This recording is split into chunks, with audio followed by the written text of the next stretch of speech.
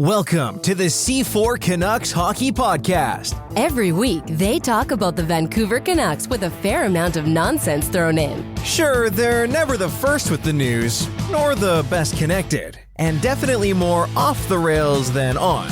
But they've been talking puck the longest, and that counts for something, right? So strap in for the longest running, best mediocre Canucks hockey podcast. It's C4 with Chris and Anna. That's right. I'm Chris. She's Anna. I'm the one who knows to put his sweater on properly. She's not. Wow. Coming at me like right away. We've discussed this very briefly, but it's something I've noticed for a while, that there is a European way to put on your sweater and a North American way. And I noticed this because of, I think, probably the first time I watched the draft, the NHL draft, and I realized when they put on the jerseys that they would put their heads through first and then their arms. And that looks like, which is the correct way. No, it's not how you're taught in the UK, at least not when I was young. Back in the day. I think everyone was taught this way. And just because you come from away doesn't necessarily mean you're right. I need some of our UK and otherwise listeners to back me up. And I know we have some Aussies too. So, also Sean from Ireland, tell me how you put your jumper on, which is like, it's such a strange thing to poll, but now I'm curious whether it's really a European and North American divide or not. So we brought back Off the Rails for those of you who support the show on a monthly or a yearly basis. First episode is over at buymeacoffee.com/C4podcast, or as Anna and I like to call it, Buy Me a Pint. But we're off the rails in the main show. Like, we really got to stop putting the goods in the main show, and we got to sell it. Like, if there's anything I've learned about the thirst traps on Threads, you throw a little tease out there to really drum up the business. Yeah, a thread still annoys me, by the way. Like, it has this tease of a thread, and then you get to the end of the story, and it wasn't that good. Anyway. Speaking of a tease, the Vancouver Canucks certainly were one of the three games that we got to watch. They were far from it. They were like a story that was poorly told, right from puck drop on another. Yeah, that was a ghost story for sure. That was worse than Andrei Kuzmenko telling a ghost story. And then in the third game, the Vancouver Canucks were, I don't know what to call it. Good, bad, a little bit of everything. But ultimately, acquired points in the most madness of ways. Mm-hmm. If you want to watch a mad 2-minute period of hockey, Saturday night's tilt against the San Jose Sharks has that 2-minute period. But we're going to get into all of that. We're going to get into, obviously, everything else that's been going on in the world of the Vancouver Canucks. Hey, Anna, have you heard that the Canucks have some trouble on the blue line? I think I heard that / saw that / it's the most painfully obvious thing, sadly. Mm-hmm. A player who hasn't scored. Yeah. Like that could be a lot of different players. It's true. So, I mean, yeah, we're going to talk about all of that. And obviously everything else that we get into in an episode. I should let it be known, we're not going to be recording next week. So this is, again, as is our custom, when a statutory holiday comes up, we take a weekend off. And in just a week's time is Remembrance Day here in Canada. It's on November 11th.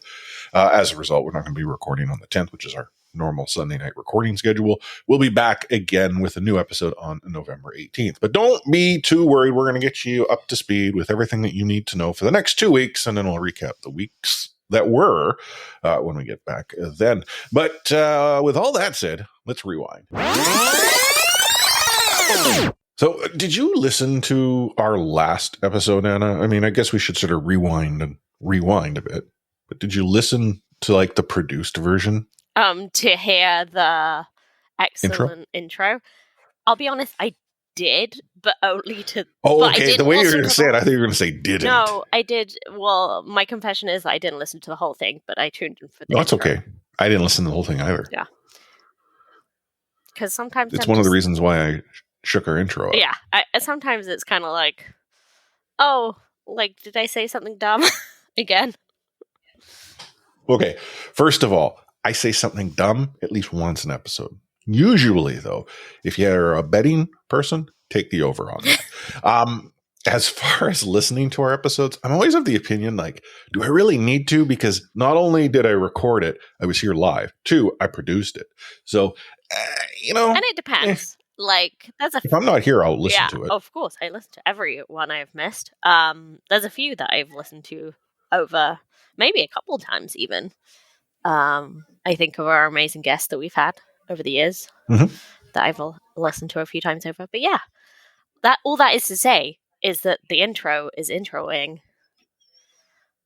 It's moving, it's grooving. The intro is introing? Yeah, like I'm happy with the intro. Is that the technical term? And I look forward to hearing our listeners' thoughts. Yeah, actually, on that note, we are curious what your thoughts are about our intro. You can let us know on all the social media channels. We're on X still. We're on Threads. We're on Blue Sky. Facebook account. Every so often we get a notification on Facebook, and I check it, and I can't see what it was. I'm finally on Blue Sky now. I'm trying. Not super hard, but I'm trying a little bit. And C4 Discord, obviously, is also a good place to comment on it. But let's talk about the Vancouver Canucks. So things got underway last Monday. They were playing against the Carolina Hurricanes, who had rolled into town.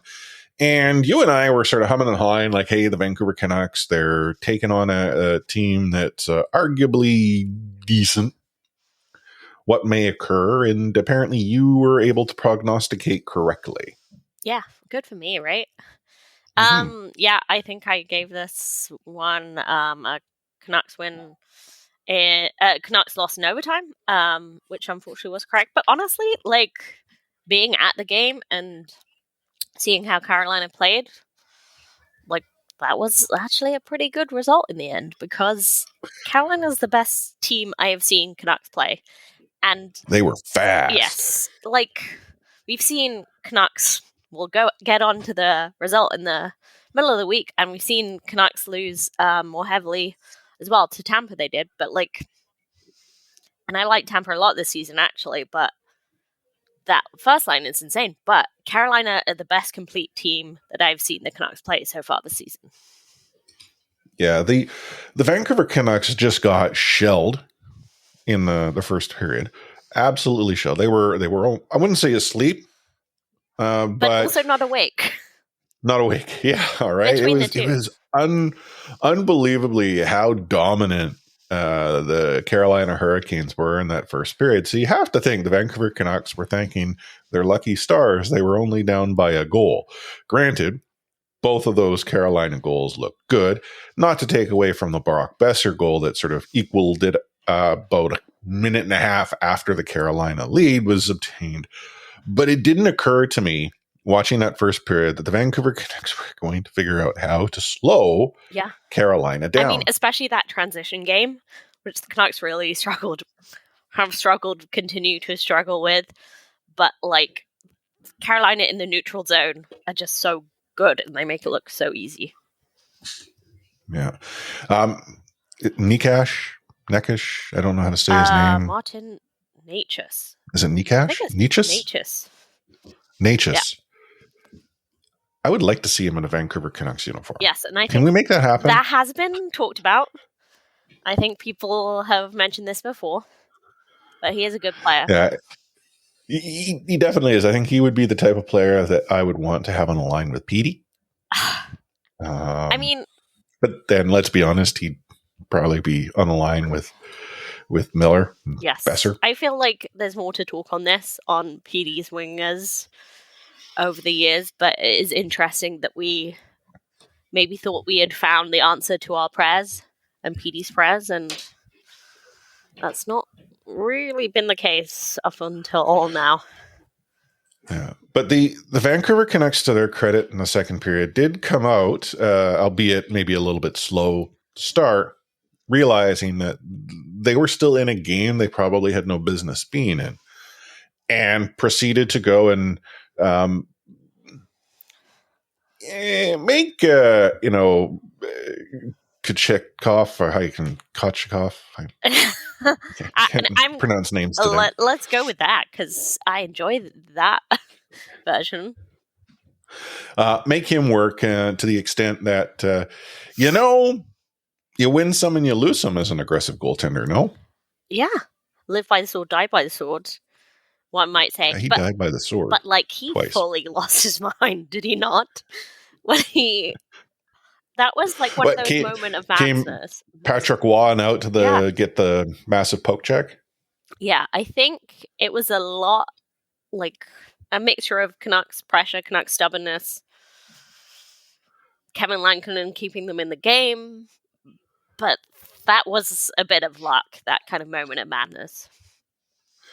Yeah, but Vancouver Canucks did tie it up in the third period. Quinn Hughes, who got first star, granted, it's obviously a home game, so tends to lean towards the hometown broadcast. But to his credit, he was the Vancouver Canucks best player on the ice, I think, bar none. Maybe Besser. Lankinen, you could say, was the reason why the Vancouver Canucks had any hope of getting it to overtime. But that's all the Canucks could hope to do.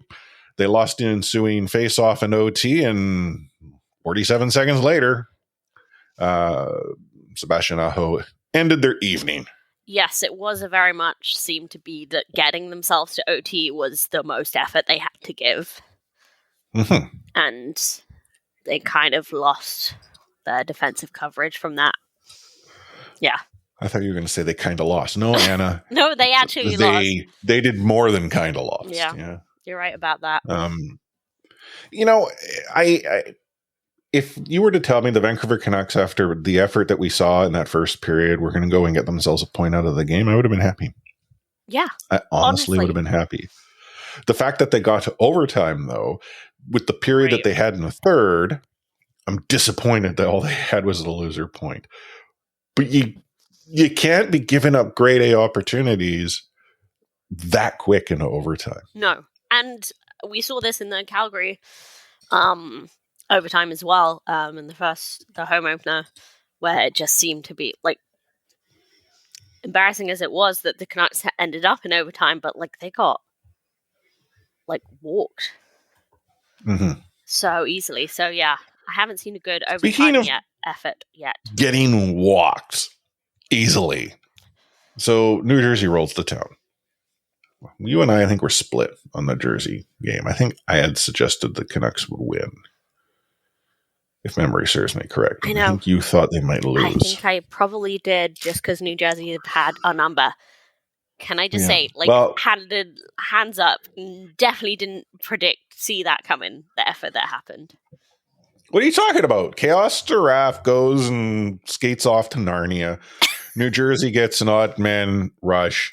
Less than a minute into the game, they're already up 1-0. First shot on Shilovs, and it's past him. Not to knock Shilovs completely in this game, but it would have been nice if the kid could have stopped that one, found some way, and again, not taking away that shot. Like, he didn't. That wasn't on him at all. But by the way, like I didn't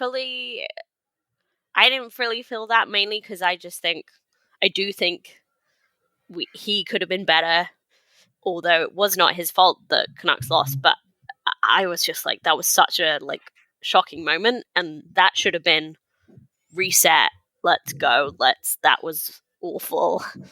Let's go again. I don't really blame Shilovs for that one as much as there were a few that you just thought, okay, you're being deserted by your defense, but he definitely wasn't.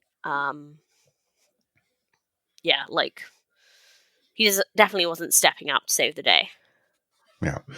But, thankfully or unthankfully, the Vancouver Canucks found themselves on a 4-minute power play. Yeah. Only a few minutes later, due to a double minor for high sticking. Did you know that the best 2 opportunities during this 4-minute power play were not by the Vancouver Canucks, but instead the New Jersey Devils? Yeah, I think I had a rumor. I mean, thankfully, Shilovs, he actually played some of his best hockey, I think, during that spell, which is not a good sign. No. But the Vancouver Canucks just couldn't muster anything. They were throwing the puck around like they were, I don't know if they were rushing it. They didn't seem to have a system. They gave up how many odd man rushes over the course of the game? Too many, I would say. And yeah, not that necessarily stopped in the next game, but it was especially bad against New Jersey. Yeah. But what's so horribly bad about this game, and the fact that the New Jersey Devils hung 6 on the Vancouver Canucks, they hung 6 on 22 shots. Yeah, that's not a good number. Like, the Vancouver Canucks weren't giving up many shots, but those that they were giving up were phenomenal, and their goaltender was struggling to stop them. Yeah. And you would think that the Vancouver Canucks could have maybe stressed Markstrom a little, but no. They chose not to shoot the puck themselves. They said, "We respect you, Jacob. You've done a lot for this club. We're not going to make you mad, and we're definitely not going to trouble you during any power plays that we have." In fact, the power plays became actively dangerous for the Canucks. So, seeing as there was a shorthanded goal and many, many chances. Yeah. A shorthanded goal. Jack Hughes scored a power play goal. I mean, the Vancouver Canucks should have pulled the goaltender just to give, the New Jersey Devils 3 of a kind. Yeah. But whatever. That's the type of game that's going to happen from time to time over the course of the season. You just press the reset button, you move on, and you prove yourself the next opportunity you get. So, hey, look what the Vancouver Canucks are doing. And they're going down to California to take on the San Jose Sharks, who had won a game prior to. Actually, I think they had won 2 by that point. Let me check the standings quickly here. They had 3 wins. Did they get one? No. So they've had actually a few wins, both the Vancouver Canucks. The reason I bring this up is if you're a long-time Vancouver Canucks fan like me, a team needs a win. Vancouver's the team you want to play. Happy to you need to break a record? Yeah. Have Vancouver come into town. Have a NHL debut. Canucks happy to give you your first goal. Yeah, totally. That's what Vancouver's good at. So Vancouver goes down to San Jose, and you'd like to think that the Vancouver Canucks were going to go and beat up the competition, something terrible. They did play really well in the first period. Yes. Is that a statement or a question? Yeah. This is I'm Ron Burgundy. Yeah, and I will say, my feelings immediately after the game were kind of different to how I've reflected on it.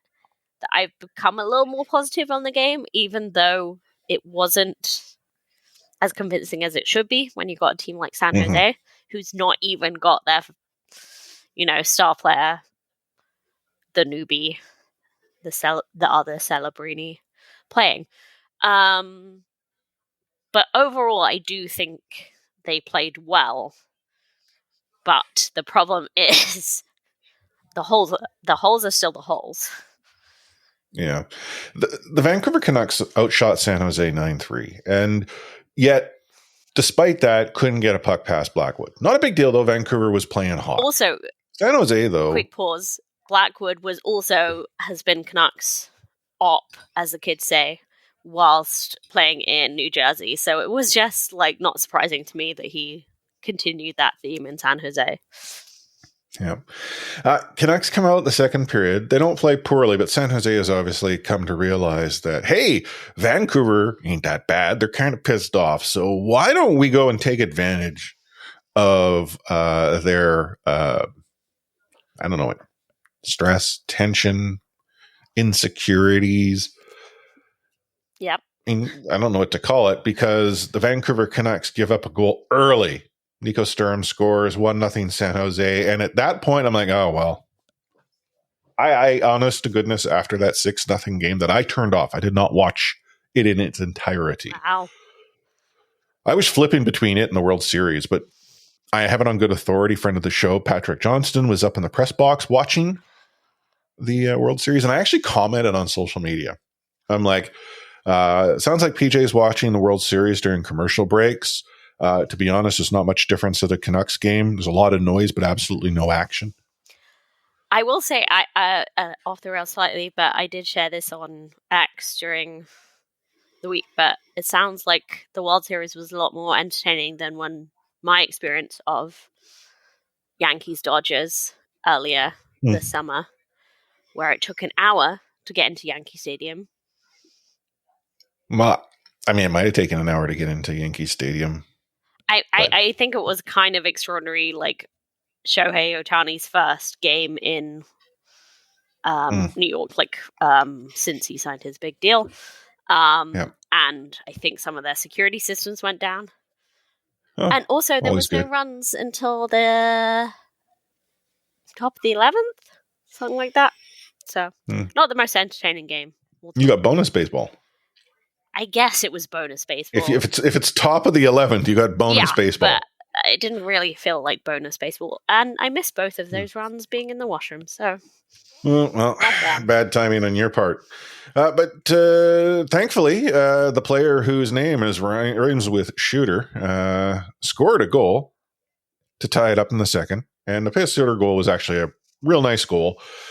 Followed in the third period late by finally Jake DeBrusk's first goal as a Vancouver Canuck. The levees have broken. He is going to flood the opposition net profusely through the rest of the season, obviously, right? Mm-hmm. But when DeBrusk scored that goal, Vancouver celebrated not like they had won the Stanley Cup, but I thought you were going to say game there, so that caught me by surprise. I mean, yeah, okay. You beat San Jose, you're like, yay! But it was more than that, and they didn't really settle down after that DeBrusk goal, which led to I think an empty net advantage when Granlund scored to tie it up, and it was. Yeah. At that point, like, Vancouver's going to blow this. Like, I'm so defeatist. I'm such a pessimist. When that Granlund goal gets scored, I'm like, oh my God, game over. Little faith did I have because, again, as I had said, the last 2 minutes or that 2 minute sequence, maybe not the last 2 minutes, but the 2 minute sequence was completely mad. So Pius Suter scores a goal to put the Vancouver Canucks ahead with less than 30 seconds left in the game. You'd honest to goodness think that the Vancouver Canucks have this one in the bag at this point, right? But no, they give up a grade A opportunity with a second to spare. Yeah. I mean, also, I think they said on Sportsnet, no one was on him. I forget who it was right in front. Luke Cunnin, maybe? I can't remember. He was just wide open. But the only thing between him and Lankinen was the puck. Someone was there. It was Kiefer Sherwood hacking him down. Probably would have been a penalty if it hadn't been actually out of time. In soccer, we call that the tactical foul. Yes. But and in hockey, they don't punish you as harshly as they would that close to net. Yeah. Quick side note on Kiefer Sherwood. I think he's been one of the few bright spots. Kevin Lankinen, Connor Garland, Niels Hoglander. And we didn't talk about Connor throwing down the game before. No, we didn't. Connor Garland. And he was a super pest in San Jose. They were really unhappy with Connor. Yeah, I'm sure he got called an angry little elf again more than once. But Kiefer Sherwood, I think this was just such a good move for the Canucks to sign him purely because he was annoying. Because he's been very annoying to opposition. They've, I think, talked about it a couple times on the broadcast. But if there's one thing that we as Vancouver Canucks fans will generally approve of, are hardworking blue-collar players who just hustle for the sake of hustle. Yeah. And that's what he does. And you're right. He is annoying And it's nice that the Vancouver Canucks have an annoying player. Also, pro move to get him out of a team that annoyed the living daylights out of you. Yeah. So you can return the favor maybe And at some point in April. I'm going to give a rare shout out to one of our ops. Well, he's maybe my op, less so than our op, but Daniel Wagner. He did point out that Connor Garland probably played so well because he loves sharks. Oh, well played, Wags. Yeah, that's true. Yeah. So the Vancouver Canucks got themselves 3 points out of a possible 6. Again, not the best, not horrible. Like, the team is finding ways to get points out of more games than not. So it's hard to suggest that things aren't going, well, I mean, they're not going to plan, but they're not going too horribly. Yeah. So I ask you this. They are still on the road down in California. They get to play the Anaheim Ducks on Tuesday night. They take on the Los Angeles Kings on Thursday night before coming home to take on the Edmonton Oilers, who may or may not have a player named Connor McDavid in the lineup. But for this next week that will be 2 on the road, 1 at home. What say you, Anna? 2 at the road, 1 at home. I mean, Anaheim are bad. San Jose are bad. Well, yeah, Anaheim are actually slightly better. I say they win against Anaheim. Okay. I say a point each against LA and Edmonton. Edmonton? I'm having a lot of overtime picks, but Canucks do keep going to overtime. Well, I mean, if you were to go and say 4 out of 6 points, which is what you are saying, yes, that's arguably a winning record. Problem is you're playing against teams in your division. Yeah. So giving the Kings and Oilers a point each that you are not getting from them, not that good. I feel that the Vancouver Canucks are going to get a rare 6 points. Well, okay. Love that. I got a feeling. I will say, I do think it's unlikely that Connor McDavid gets back. It being, he's out 3 to 4. Not or is it 2 to 3? Oh, 2 to 3. Yeah. Sorry. 2 to 3. Days, games, weeks, months, hours. We're not sure. Because TSN did miss a key word out of the article. But no, I do believe it is 2 to 3 weeks. So, and his injury was 10 days ago? No, less than that. A week ago. So I think it's unlikely he makes the game next Saturday, but not impossible. Yeah. So 6 out of 6 points for me. Okay, you're way don't more know why I'm saying this. I really don't know why I'm saying it. Like, I feel like the Oilers, the Vancouver Canucks can get a win against them. It's at home. But is it weird for me to say that if Connor McDavid plays, I give Canucks a better chance? Oh, really? No, I wouldn't be as confident. That is not to say, and Connor McDavid, best player in the world. I am not knocking that, but I honestly think Canucks get up for a game against McDavid and whereas if McDavid's not there, do I worry they'll take Edmonton lightly? Yeah, a little bit. Yeah, so Lankinen starts all 3. Now, see, this is, again, I'm saying I'm getting 2 points out of every game. Lankinen starts all 3. Now, it changes, obviously, if they lose a game. That's where things switch. But I think, and we're going to get into this in After the Laugh Empty, but I think Vancouver Canucks have kind of settled on who their starting goaltender will be until their starting goaltender returns. I mean, I don't think you're wrong. Obviously, the games are a day apart, which is just pretty standard. So unless Kevin Lankinen loses or even looks exhausted, yeah, I think you're right. Yeah. Now, looking ahead, a little harder to prognosticate because, again, we're not entirely sure how this current week will line up. But the Vancouver Canucks remain at home, where they get to take on a week Tuesday on the 12th, the Calgary Flames, a week Thursday at home against the New York Islanders, a week Saturday at home against the Chicago Blackhawks, and the following night, the Sunday night, against the Nashville Predators at home as well. So of those 4 home games, Flames, Isles, Blackhawks, and Preds, how many points there, Anna? 6.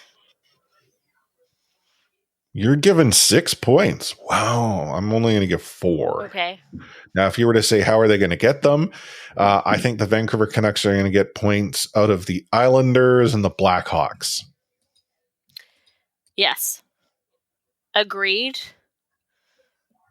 I'm thinking if they lose to Edmonton, and honestly, I almost want to revise this to a 3-point week this week, lose to Okay. Edmonton.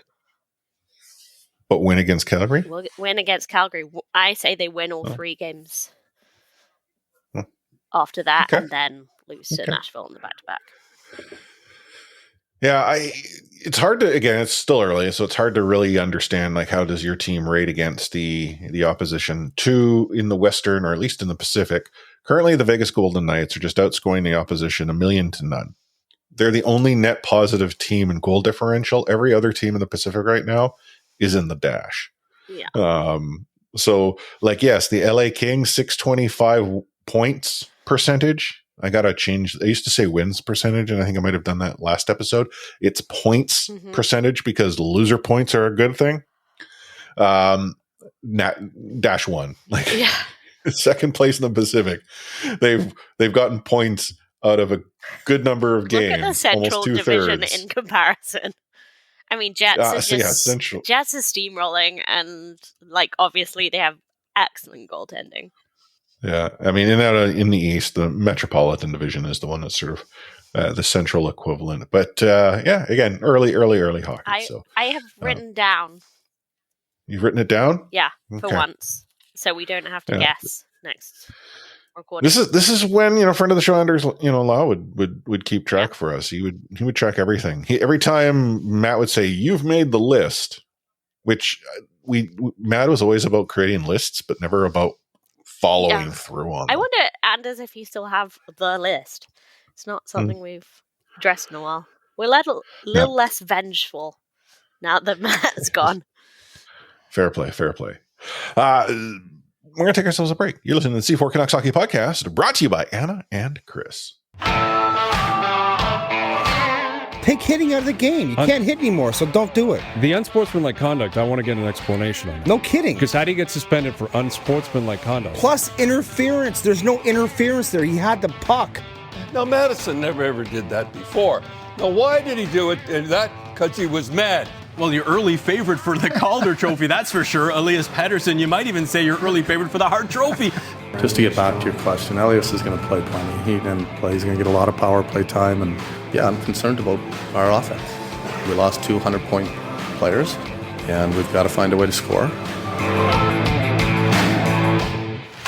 If there's one thing that has kind of surfaced over the course of this past week, is that the Vancouver Canucks have some relatively distinctive forward lines-ish. And I say ish because there's some variability due to player availability. But if you had told me that Connor Garland would be on a line with Petey right now, I would have been somewhat surprised. Right?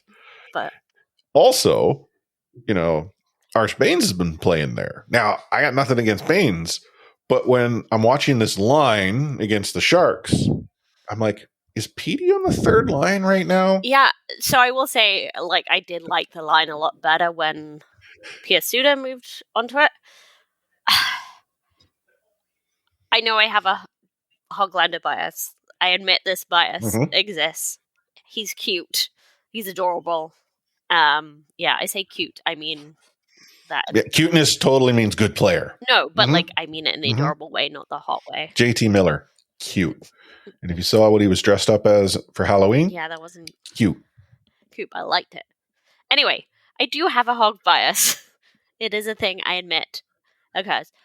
But when I say that he didn't deserve to be demoted, it's not because, it's not fair, he had one bad game, you shouldn't punish him. It's more the fact that I was like, I don't think necessarily putting Archdeep Baines on that line is the best way to win hockey games. And I say that with a lot of love, respect, and admiration for Archdeep Baines. But, yes, I will say, I didn't mind the Hog PD Garland line, obviously everyone had a stinker against. New Jersey, that was bad. And Hoglander didn't play well. But yes, I much prefer to see a fast moving kind of can shoot from anywhere or get pucks from anywhere guy on that line with Garland and PD. But I'm curious to what you think. Do Garland and Hoglander kind of do the same thing on that line, and maybe you don't need both? Well, okay. Kind of. I think, this is why I sort of asked the question, has PD fallen down to the third line? I know that that's not the case. That was the Vancouver Canucks second line, though one might suggest the amount of ice time PD has been getting over the past few games is a little bit suspect, but we already know the coaching staff are trying to help PD learn lessons. Yeah. Now, if and when Joshua comes back, does Joshua line up with PD and Garland? I'd have to think not. I would have to think that he bumps onto that third line, and but one thing's for sure. I think you keep Connor Garland where the heck he is. Mm-hmm. Well, but that's the thing is Dakota and Connor were that pair last season, right? There was some chemistry. The two played well with each other on the ice, and in turn, whomever might have been partnered or, added to their line. I like to think there's still some chemistry there to be had. I know it's too early to know. Joshua needs to get on the ice and all that jazz. But it creates a conundrum because if you're not going to put, Dakota on that line, you're obviously going to put Dakota somewhere else. And I'm not entirely sure Dakota really fits in with the third line that's currently constructed as is. And I'm not going to put him on the fourth line. Why not? It would be my Why question. would I not put him on the fourth line? Well, for two reasons. One, his contract dictates he's not a fourth line player. And I know your contract should not matter, but if contract should not matter, why are we pissed off that PD is not scoring goals left, right, and center? Two, if you're going to put him on the fourth line, I feel it would be a matter of you're just getting sheltered ice time to show us that you still got game as you recover from, what you have gone through. And then you start to exert some upward pressure. I think, looking at the lines. Well, not thing you just go and boom, here's second line pairing. But it's just the third line that's been created in his absence. Yeah. And Heinen obviously started with Miller and Bessa and did quite well. But it seems to be more a case of DeBrusque needs somewhere else to go that isn't PD's wing. And he does okay with Miller and Bessa rather than Heinen doing badly. But, looking at the lines as they looked last night, at least to start the game, obviously Suda played with Pete and Garland as it went on. But, maybe Joshua gets into that fourth line to start with Suda and Sprong, and then Hoglander goes back up to play with Petey and Garland, and then Baines. Well, I think it's very clear, one of these when Joshua returns, it won't be a paper transaction for Baines. He's going to find his way to Abbotsford. Yeah, I guess, though I think it might be sit in the press box. Let's see how Dakota does coming back. Yeah. But we'll see. What is it? They did sort of figure out how many times he can go up and down before they...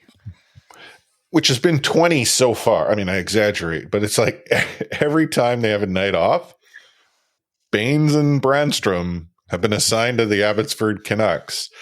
Subsequent morning, Baines and Brandstrom have been recalled from the Abbotsford Canucks. So, but yeah, I think Brandstrom is his expiration date on the whole no waivers thing is much sooner than Archie Baines. But yeah, I think you're right that I do think Archie Baines will spend some more time in the AHL this season.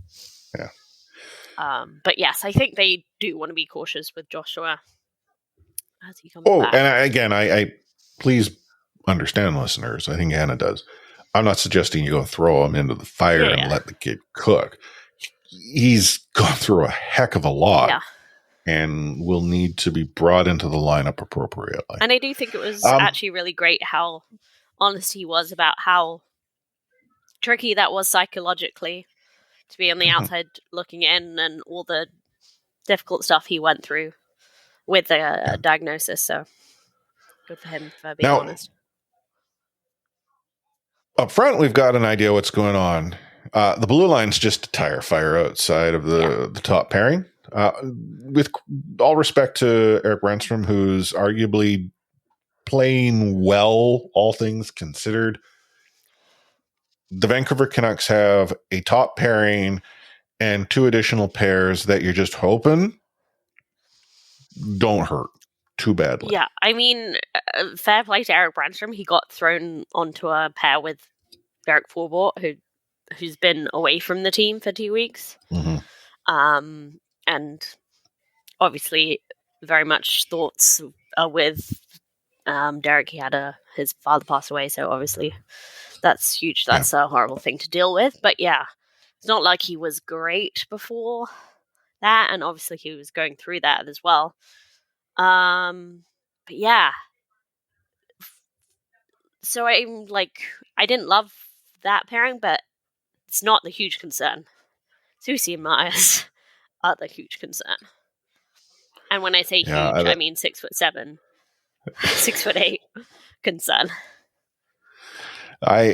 So in the complex hockey pool I'm in, someone had commented about it might have been, old friend of the show, Joseph, had commented about not liking Tyler Myers and why the Vancouver Canucks resign him.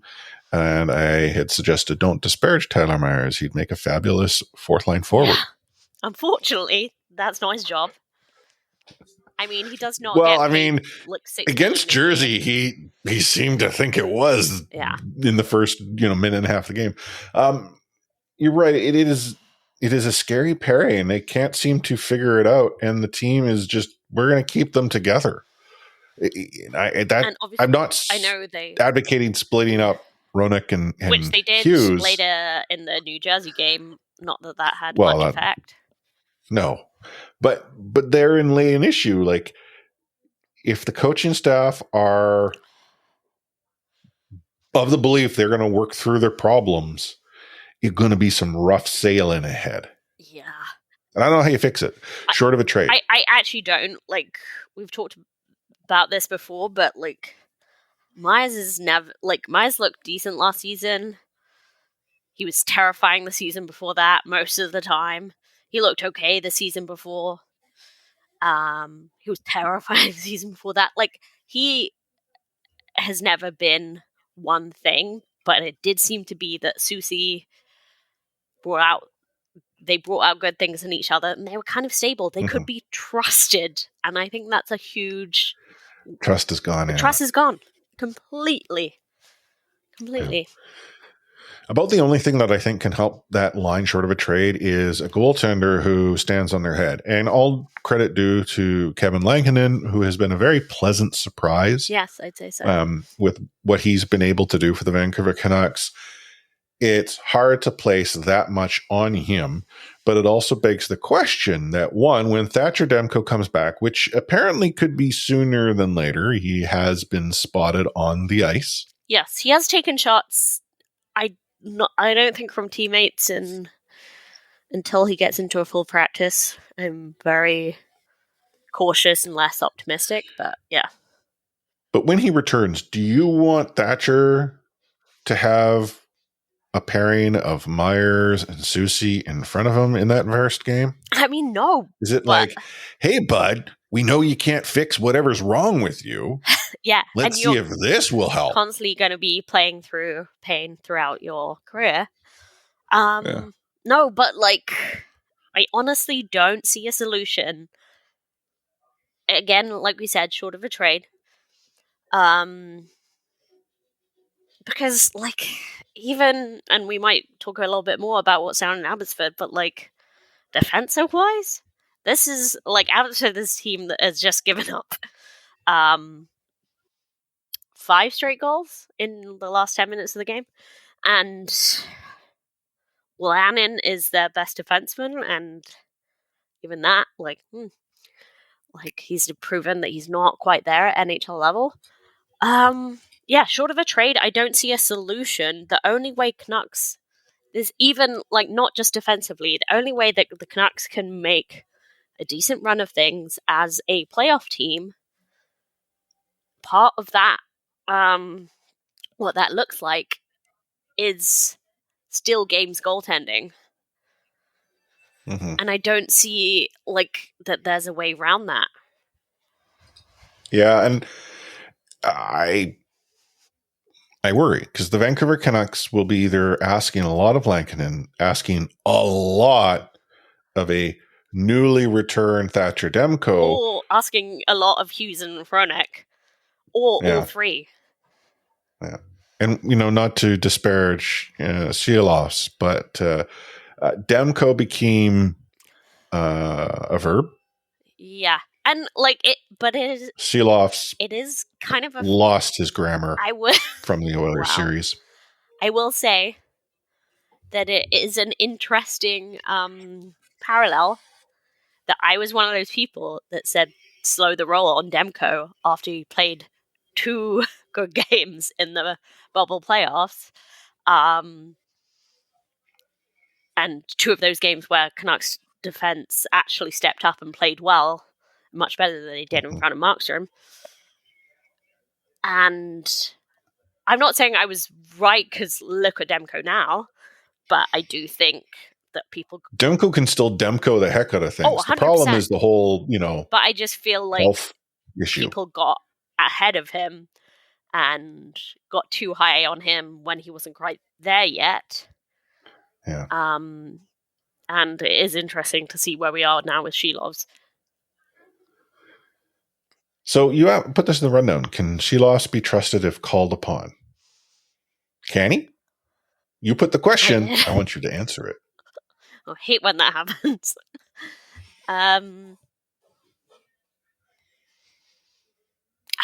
That's the thing is, we're asking for more than he can be trusted. We're asking him to go above and beyond if Susie and Myers are still playing the way they play. And that's what I don't think he can do yet. Okay. Currently. Yeah. I think he can be trusted, but it's a huge ask with the current blue line of any goaltender. Exactly. Yeah. That's exactly what I'm saying here. Yeah. I'm curious because you had written in the rundown, Abby Depth, will we see the ... line reunited? What the heck's the ... line? Sorry. Is that like Atu Ratu and Lekkerimaki and whatever those ... are? And Hoglander. And Hoglander. Okay. I honestly, because every time I come to write umlaut, I stumble because that's not what they're called in Swedish. Because they are not dots above letters. They are a whole new letter. Like in German, it's just 2 dots above a letter. It's not a whole new letter in the alphabet like it is in Swedish. So they're not called umlauts in Swedish. And then... What are they called? Well, I think they don't have a name. I think it's like the letter is the name. Anyway. Okay, well, according to Google, it's diuresis. Okay, there you go. Although that doesn't sound like a Swedish name. It sounds more like a Latin. And then it says or umlaut if you're German. So, I kept stumbling across that, and then I just thought, what is Morse code? Dot line. I thought that was smart. The ... line? ...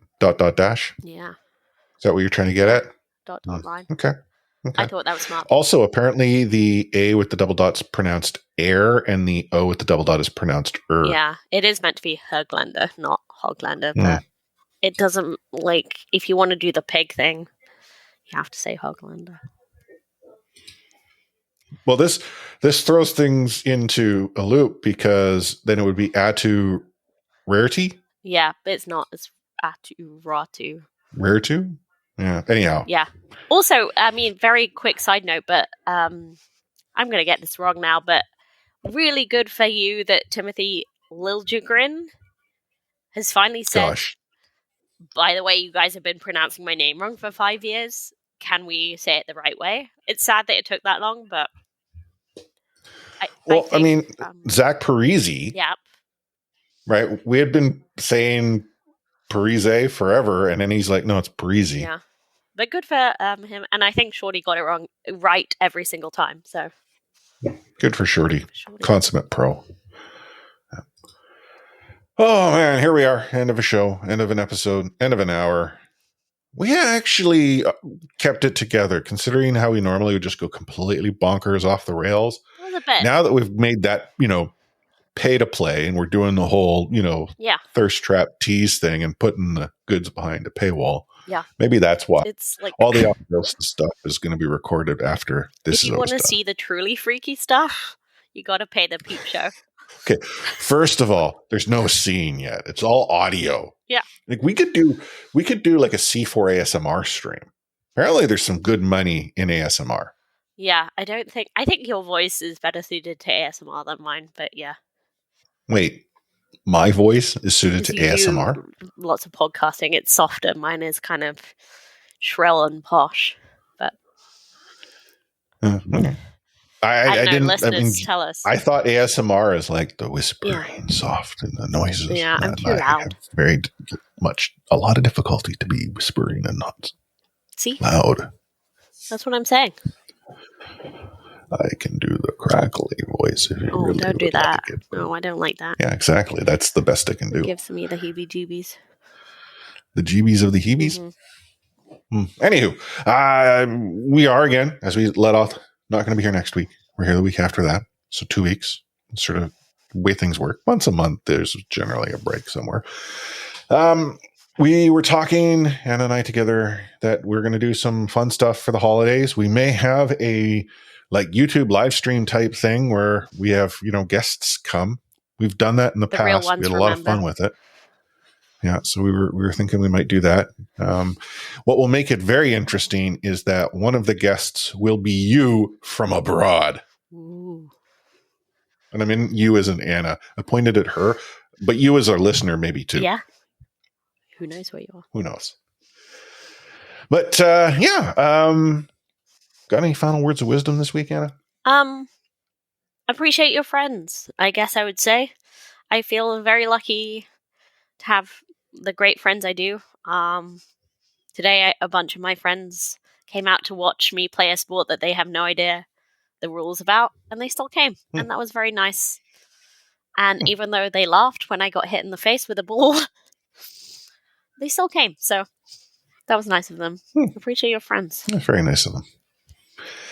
Words of wisdom for me, no matter what you tell a 7-year-old, you're wrong. I think that's wise. Also, I know how smart your 7-year-old is, so. Very smart. She's very smart, very bright. She's always listening, right? It doesn't matter what room she's in, she can hear me. That's spooky. Well, and the stuff she remembers. Oh, yeah. Hey, do you remember on this date at this time, 36 seconds after the minute you promised me that if the weather was X, Y, and Z and the wind was going this direction, we'd do this? She'll remember that. Hey, what did you do in school today? I don't know. Yeah, exactly. Can't remember. Whatever. Kids. I was never like that. Yeah, that's for sure. If you reach this point of the show, thanks for listening in, obviously. My hope is you're a subscriber. And if you're not, slap the subscribe button. Anna and I are kind of fun. Kind of. Yeah. But also, if you've reached this point of the show and you're like, I'd really like to support this pair. And you can do so. Want to listen to the off the rails that we've been describing. Well, that was going to get to that. But I was going to say, you could tell your friends and family about us. We are the best mediocre, longest running Vancouver Canucks podcast out there. It's like 138 or 39. I don't know. It's hard to It's keep definitely track. one of those few numbers. Yeah. And we're at the top of the bottom. That's it. But if you also want to support us financially, you can do so by going to buymeacoffee.com/C4podcast, or as Anna and I like to call it. Buy me a pint. And you can throw a few bucks our way to quite literally buy us a pint, or you could subscribe on an either monthly or annual basis. Doing that gets you access to our weekly Off the Rails episode, aptly titled C4 OTR. We are recording it again. The last episode was last week. We talked about, Canucks After Dark. We talked about VAR, because why not? We talk about random stuff in OTR. Yeah, it is so random. We often don't know what we're going to talk about until we click record, and then we just let loose. Yeah. And if you heard Anna talk about it earlier, apparently we let everything out, but you can't see it. You can only hear it. Exactly. Doesn't make it any better. Follow us on all the social media platforms. We're at the C4 Podcast on X. We're at the Real C4 Podcast on Threads. And we're at the C4podcast.bsky.app or something like that on Blue Sky. I don't know how you pronounce Blue Sky social media names, but we're at the C4 Podcast there. Go to our website, c4podcast.com, and you can join Discord, C4 or discord.io/C4 podcast.